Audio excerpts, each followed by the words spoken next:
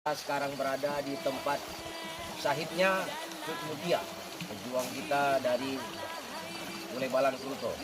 Beliau syahid di sini tahun 1910, yaitu 28 hari setelah syahidnya suami beliau Panglima Nanggro. Ketika di sini terjadi kotak tembak, Cut Mutia jenazahnya tidak sanggup dibawa, lalu dibawa ke lokasi yang sekarang jadi makam beliau. Bukit apa namanya, Pak? Alukuring.